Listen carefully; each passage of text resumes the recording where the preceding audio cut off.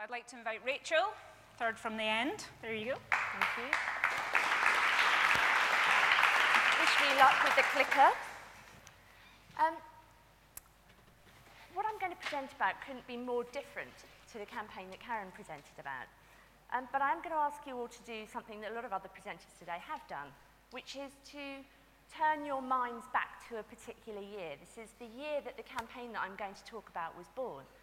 Just to contextualise it, because it's been around a very long time. So turn your minds back to 1990 and think about what you were doing 22 years ago.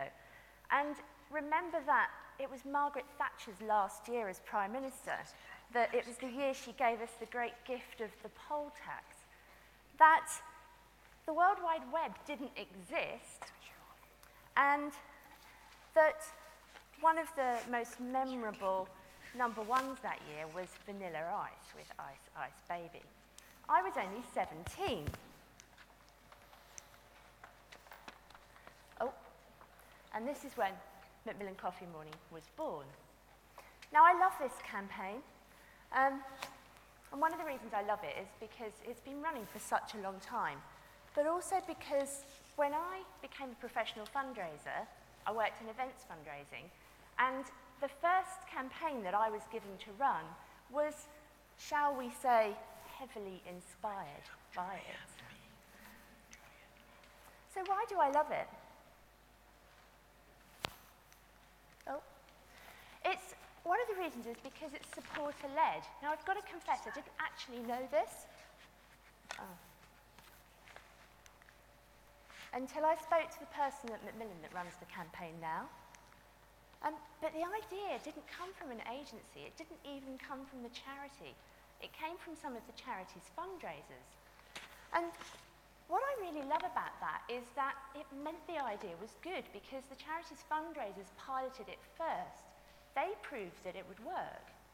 All the charity needs to do then was to roll it out. And I also really love the fact that the charity listened to its fundraisers, that they were prepared to take that idea and develop it, and look at where it went after that. I wish I'd thought of this because it's so easy to take part. It's one of the main tenets of events fundraising, isn't it? Anyone can do it almost anywhere. It's removing a lot of those barriers that are standing in the way of supporting charities for some people. And I just think the power of that can't be underestimated. It's a very simple thing, but it has a really big impact. And the charity was really kind to give me lots of images. So all of these are from real coffee mornings. And there you can see an elderly lady and a young baby. You know, anyone can do this. People have also done coffee mornings up mountains. Somebody did one in Antarctic. The highest one was held in a jet plane, if you can imagine. So it's really a blank canvas that you can make your own. It doesn't even have to be coffee. It can be squash, it can be tea, it can be a picnic.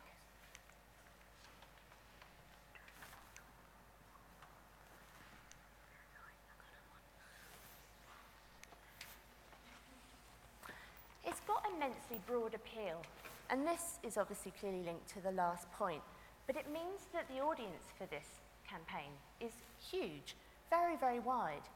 It's also one of the reasons that Coffee Morning has inspired so many look-alike events. And, you know, looking at this picture of children in a school having a coffee morning, well, actually, there's no coffee in sight. They're having a bake sale. So it really is something that appeals to anybody, to corporates, to community groups, to people who want to hold an event in their back garden. It's one of the reasons it's so successful.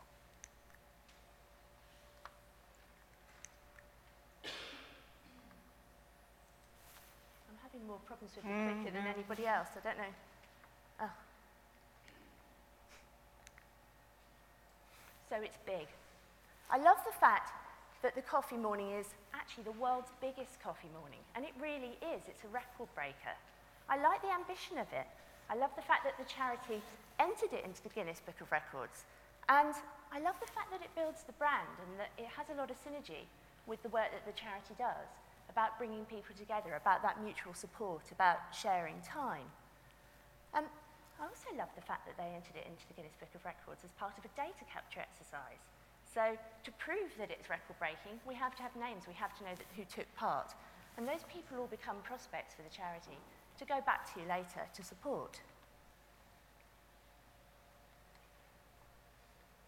It's raised £80 million so far.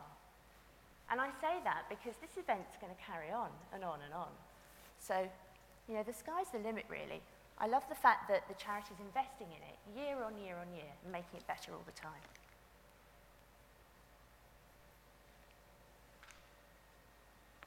It acquires new supporters. This is a really critical thing. So since the coffee morning started, over 500,000 people have registered to become hosts.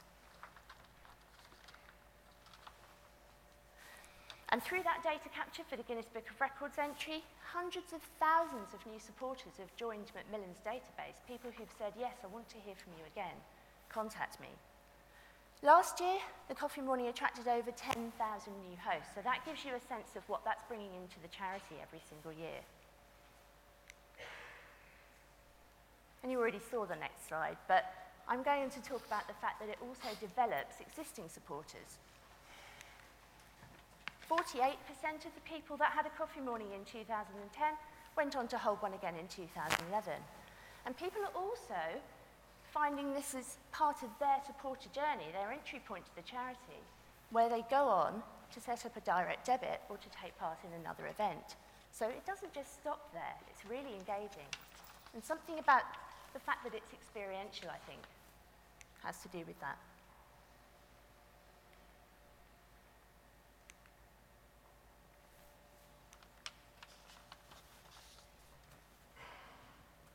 And as I said, it's got staying power. It's been around.